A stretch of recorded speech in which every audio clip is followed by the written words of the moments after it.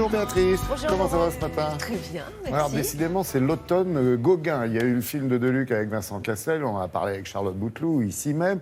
Et puis il y a cette expo événement quand même au Grand Palais à Paris. C'est dingue. C'est dingue, oui, une exposition qui vient de Chicago. Elle a été présentée à Chicago avant parce que vous savez bien qu'aux États-Unis, ils collectionnent beaucoup l'art Ils veulent français. faire de Chicago cette année, je ne sais pas ce qu'ils leur prend, mais la capitale culturelle du monde. Hein, ça, c'est la tendance. Et ils ont de quoi, hein. Ils ont de quoi, hein, les musées américains, surtout de ce côté-là. Oui, donc Paul Alors, Gauguin, vous allez me oui. dire, encore une exposition consacrée à Gauguin, parce qu'il y a eu déjà pas mal finalement, que ce soit en France ou à l'étranger. Et qu'est-ce qu'on peut dire de plus sur ce genre de peintre que l'on connaît bien? Son côté touche-à-tout peut-être aussi. Voilà, son côté touche-à-tout. C'est comme ça qu'ils l'ont tourné. Donc vous trouverez évidemment les peintures de Gauguin les plus célèbres, mais aussi vous allez voir qu'il a travaillé d'autres supports. Il s'est aussi intéressé aux arts décoratifs. Quand il vivait dans les îles, il construisait des maisons, il sculptait les bas-reliefs de ces maisons. Donc c'est peut-être le côté touche-à-tout pluridisciplinaire qui est mis en avant dans cette exposition avec près de 230 œuvres à peu près.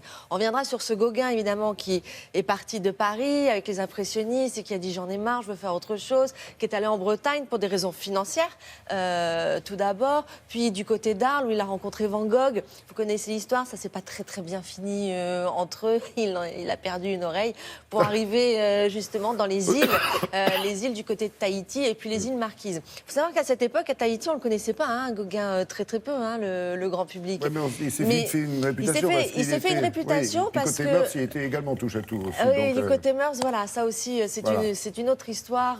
On sait très bien que du côté de Tahiti, justement, les filles étaient plutôt jeunes. Mais entre Tahiti et les îles Marquises, il est rentré 2 ans à Paris. Et c'est là qu'il s'est fait connaître par le grand public et c'est là qu'il a eu un succès fou. Et du coup, quand il est reparti dans les îles, il envoyait ses tableaux à Paris pour les vendre, ce qui fait qu'il a eu quand même une belle fin de carrière. Donc c'est tout ça que cette exposition raconte et je vous propose tout de suite d'aller voir ce qui se passe du côté du Grand Palais.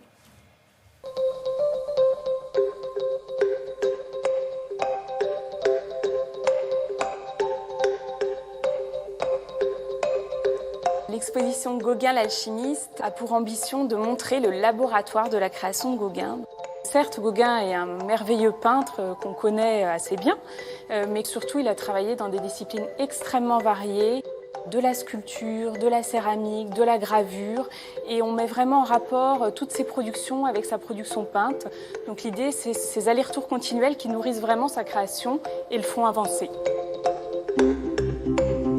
Volontairement, il n'apprend jamais véritablement le dessin et il commence, quand il est agent de change, à faire de la peinture pendant ses loisirs. Et c'est probablement la rencontre avec Camille Pissarro qui joue vraiment le rôle d'élément déclencheur justement dans cette carrière.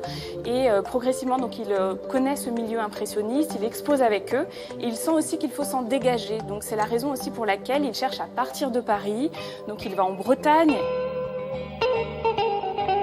Pendant cette phase bretonne, on voit que cette touche impressionniste disparaît peu à peu pour laisser place à ce qu'on a appelé le cloisonnisme et qu'il met au point avec Émile Bernard en Bretagne, qui se caractérise par des couleurs apposées davantage en aplat et surtout une délimitation des contours par des cernes foncées.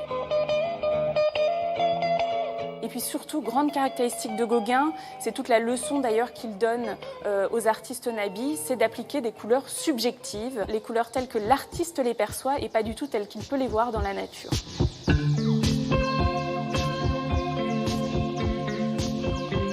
À Tahiti, la palette de Gauguin s'éclaire, hein, évidemment, on a cette lumière absolument fabuleuse. On voit qu'au niveau des couleurs aussi, il évolue vers encore plus d'audace, ça c'est évident. Et puis surtout, les sujets tahitiens le passionnent et notamment cet immobilisme, ce qu'il appelle le silence et l'immobilisme des Tahitiens qui le fascine totalement. Il aime beaucoup mettre en rapport 2 figures féminines assises qui semblent être ensemble mais finalement ne communiquent pas les unes avec les autres. Il est aussi fasciné par l'anatomie des Tahitiennes, un corps statuaire. Donc vraiment, de nombreux aspects lui plaisent. Et puis aussi le rapport des Tahitiens avec la nature, un lien qui lui rappelle le lien finalement d'Ève dans le paradis terrestre.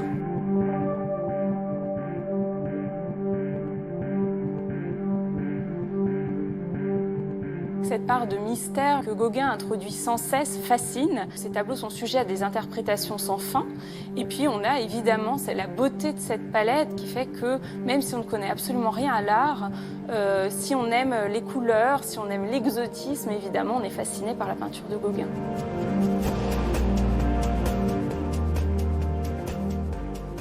Et entre nous, Béatrice, c'est l'événement, on peut dire, cette expo Gauguin. Oui, elle fait Parce qu'il partie y en a quand d'autres, même. Oui, on sait très bien que l'automne, De c'est Rhin. toutes les expositions qui ouvrent à Paris. Le MoMA. Il y a le MoMA, la Fondation Vuitton, de Rhin, au Centre Pompidou, et j'en passe, Monet au Musée Marmottan. Et là Celle-ci aussi fait partie des expos événements. Il n'y avait pas eu une expo comme celle-ci, de cette ampleur-là, une rétrospective comme celle-là, depuis 1989 à Paris.